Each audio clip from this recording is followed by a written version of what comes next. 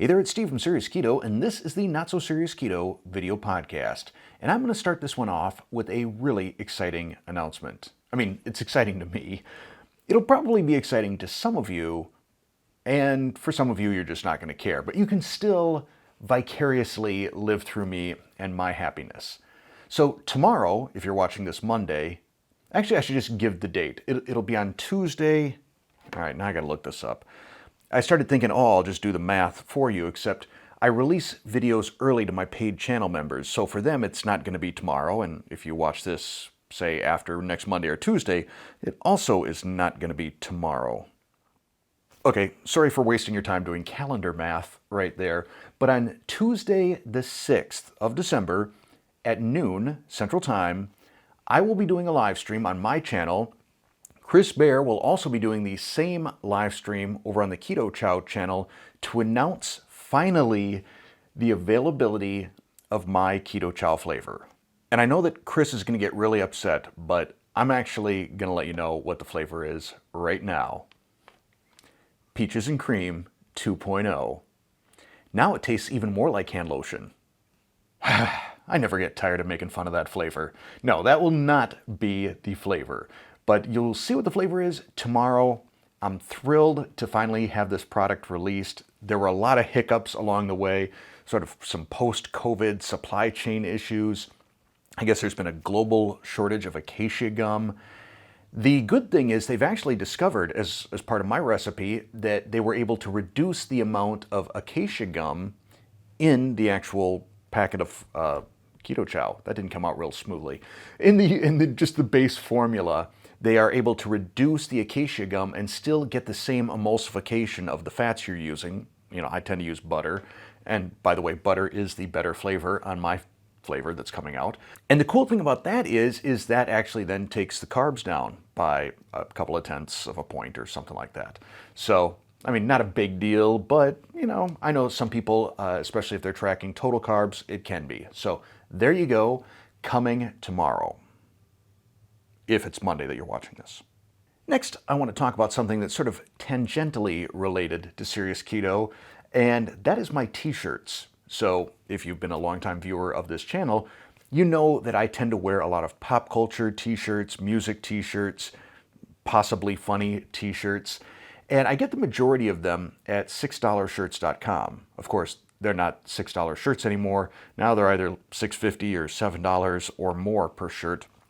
They've also changed the quality of the shirt. They're a little bit thinner. Anyhow, I still think they're a great place for shirts. A lot of fun shirts there. I'm not an affiliate marketing partner or anything like that. I got this one from there. And what I've discovered recently is I am probably somewhere between a medium and a large. This is a medium right here. And it still just blows my mind to think about that because I quit wearing mediums my sophomore year of college. Then it was large, extra large, and I'd gotten to a point where extra larges were tight on me. I would have to sit on the edge of the bed when I'd put on the shirt, and I'd pull my knees up and stretch the shirt over my knees to kind of pull it out, just so that it wasn't so totally form-fitting around my belly and my chestular area. But I refused to go up to a double X. I wasn't going to do that. And now, of course, I've had to get rid of all the XLs because they look like a moo-moo on me. And even a lot of the larges that I have look too big. The mediums can kind of vary. This is a medium right here, and I think it fits pretty well. But some are a little bit tight through the arms, which actually kind of looks kind of cool. But I wish there were a size somewhere between large and medium, like Marge or something. I don't know. Either I'm going to get more muscular and get back to filling out a large or really start stretching out a medium.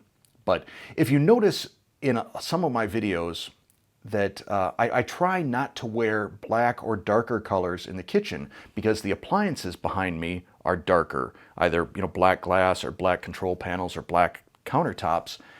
And I think it makes it look a little bit weird, as there's not enough contrast between me and the background.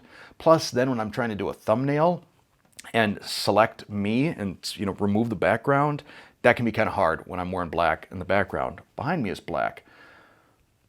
But I generally prefer not to wear some of the lighter colors because I forget that I should just wear them in videos. This is what I should do. This should be my strategy. Just wear them in videos and then wear something else ratty when I'm cooking, because I almost always spatter some grease or bacon fat or something up on me, some mustard. I've got a couple of shirts from my last order from $6 shirts. One I was really looking forward to wearing soon in a video. It was Mighty Mix Jim from Rocky, and somehow I got a big mustard stain right here. I'm trying to figure out how to get that out. So I guess to kind of wrap this up, what I'm saying, or maybe could have just said right from the beginning, is I'm probably going to be placing another order for some more shirts since I stained up a few of them. So look for quite a variety of new shirts in the new year. So I'm going to slide to the side here a little bit so I can put this up on screen so you can read it while I'm reading it to you. I get some really fun stuff that shows up in my Google News feed and my Instagram feed. And this is one of those things. I talked, I think it was a week or two ago, where I showed Hunter S. Thompson's What I Eat for Breakfast. This is a diet that was published in Vogue magazine back in the 70s. It is the wine and eggs diet. 3 days, lost 5 pounds. Breakfast, 1 egg hard-boiled, 1 glass of white wine, dry, preferably Chablis, black coffee. I would say probably Pinot Grigio if I were still drinking wine. Lunch, 2 eggs, hard-boiled is best, but poached if necessary, 2 glasses of white wine, black coffee. Dinner, 5 ounces of steak, grilled with black pepper, lemon juice. I don't know if that's like grilled with black pepper and lemon juice. Remainder of white wine, 1 bottle per day, black coffee. It cracks me up when people refer to keto as a fad diet, especially given that it's been around almost 100 years, at least in its sort of official incarnation. I just can't see putting keto into the same fad diet bucket as like the celery juice diet or the asparagus soup diet or this wine and eggs diet. But I thought it was funny. It's funny what sells, what people will believe. I'm glad that we're firmly entrenched in keto and have seen the results long-term of that. As we work our way towards the end of the year and into the new year, I'm going to be doing more videos. I don't know if they're going to be pragmatic keto titled videos or so you're just starting keto videos or something like that, but that's the gist of it for the new annual influx of people that start getting into keto. I want to share some lessons learned, tips, tricks, things that I would have done differently if I were to do it all again, some of the hurdles that you'll face, some of the comments and backlash and blowback that you may expect from family members or coworkers or things like that, how to deal with those. Just tips like save your fattest pair of clothes, for example. You'll hit a phase at some point where you're giving away your clothes, you're either having a rummage sale or you're giving them to charity or something like that. Save the biggest pair you've got because it makes for a great after photo. That's, as I think of some of the mistakes that I've made, I wish that I hadn't gotten my suit tailored midway through. I think I had lost probably 45 pounds when I got it tailored because I had a wedding or something I had to go to. And then I continued to lose more weight. And I had posted some pictures of me in that suit that had already been tailored. And still, it's huge on me. And then I got it tailored some more, and it's still kind of baggy on me. I mean, you can only take so much weight out of a suit, especially in the legs and the butt area that they look totally like I'm walking around carrying a full diaper or something. But I wish I hadn't gotten those tailored because it would have made just a spectacular, amazing thumbnail, before and after sort of picture. So that's one thing that's going to be in the videos. I think another is start budgeting for new clothes because you are going to be getting some new clothes, which is why I wound up at $6 shirts because I'm like, oh, yeah, I need a whole new wardrobe here, and I can get them for $6 a shirt. It may feel like I'm advertising for them, but I swear, I'm not. I get no money from them. It'd be nice if I did, but I don't.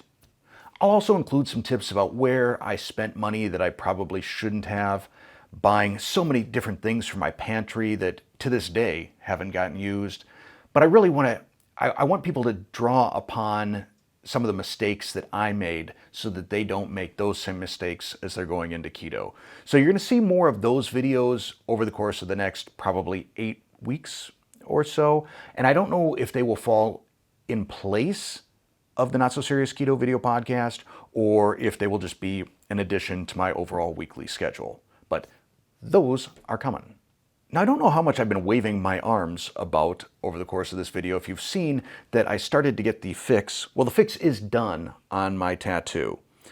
The thing is, I'm not going to show you a close-up right now because how many days has it been? Like 5 days, something like that. So those of you that have had tattoos before know you go through this sort of scabby, ratty looking phase.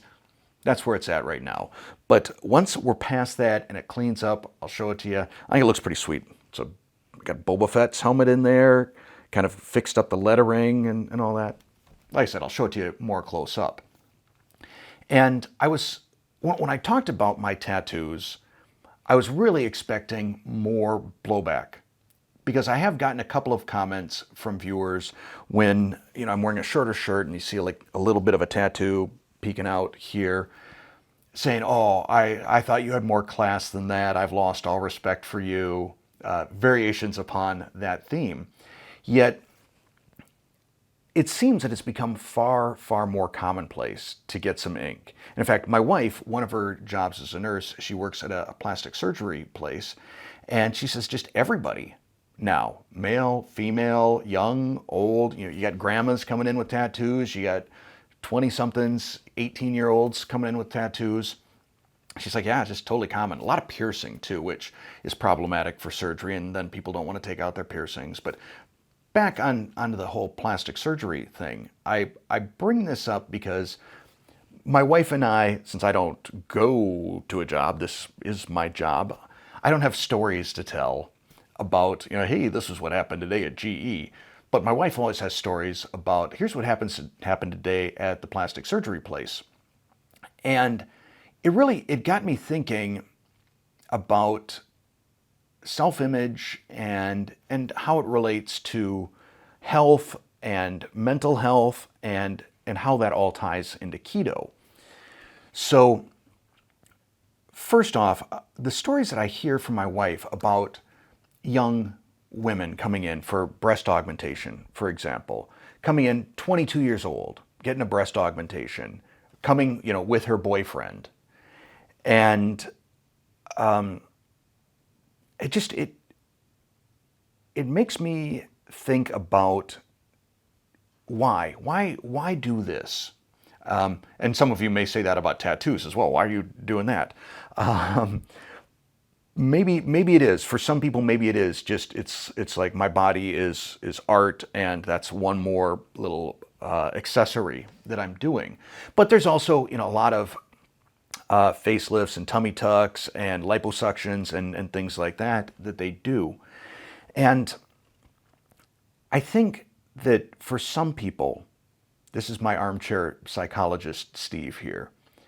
I think some people feel that by changing how they look, it's going to change who they are and they will feel better about themselves. I think that some people, especially, what really kind of bothers me is when I hear these stories about the boyfriend bringing in the girlfriend to have a breast augmentation, because I wonder how much of that was her decision versus his decision. Again, I'm totally speculating here, but I think what this comes down to is you got to start with loving who you are, no matter what you look like. And if you're doing keto because you hate yourself and you hate the way you look and you're going to lose all this weight and you're going to look better and then you're going to love yourself, I got some sour news for you. That's just on the outside. That doesn't change what's on the inside. So don't do keto because you want to lose weight because you hate yourself, and this is going to make you love yourself again because you're going to be happy looking at yourself in the mirror. Do keto for the health benefits. Do keto because it makes your brain work better. That may not be obvious sometimes from looking at me, but it does. You should have seen me before. Your brain just is far better fueled on ketones than it is on carbohydrates. Your body starts feeling better. All of these little maladies and ailments and things like that that you thought were just part of life and part of growing old, they go away and you start feeling so much better. Do keto for that reason. Weight also is a great thing to lose, from a health standpoint. Losing visceral fat around your organs, super healthy. Losing all that extra baggage that you carry around all day, that's great too. But do it for the health benefits, not because it's going to change who you are as a person. I don't know how well I articulated this. It seemed really pretty clear in my head, or at least in my heart, as I was feeling it. As my wife was talking, I just thought, this is sad. And also, there's a bit of it. There was a guy, my wife said probably my age, that came in who wanted six-pack abs. He was probably built about the same as me, though I don't know that he had the extra jiggly weight loss skin, down here that I do. In fact, my wife said I could go and have that removed, but then I'd be in a girdle for, I think, 6 weeks. Nah, I'm okay with that. I'm okay with how I look, and I'm okay. I got a little jiggle down here. That's fine. Eventually it'll go away or it won't. But back to this guy, he's in his 50s, decided he wanted to have six-pack abs and would rather pay for them, I guess, than work for them. And I look at something like that and I wonder, is there any sort of rewarding feeling to that? Those of us who have gotten to the point where we're in keto maintenance phase and we're pretty much at a comfortable, sustainable weight that we're happy with right now, you know what I'm talking about. You know that feeling of accomplishment. It's like, I did this. I took some initiative and I changed my body. It's not just me saying that. You're saying that. You took the initiative. You had the discipline. You changed your body inside, outside, improved your health. And, Terry makes good money working at this plastic surgery place, and she tells some good stories, but they also make me a little bit sad inside. I far, far prefer reading the comments from all of you talking about your success and how you've changed as a result of doing keto, how you've dropped your A1C, how many sizes you've gone down in your pants or dress size, how many pounds you've lost, the ailments that you've gotten rid of. In fact, I enjoy reading those so much. If you want to share some of those with me, down in the comments below, both because it makes me happy, but also so other people can read them. And if they're still on the early part of their keto journey, wondering what does the finish line look like, it can be a great motivator for them as well. And that is how I am going to leave you on this podcast. Remember, live stream on Tuesday, noon Central Time, the announcement of my real perfect keto. Oops, that's going to get me in trouble. The announcement of my new real Keto Chow flavor. Tune in. As always, thanks for listening. Thanks for watching.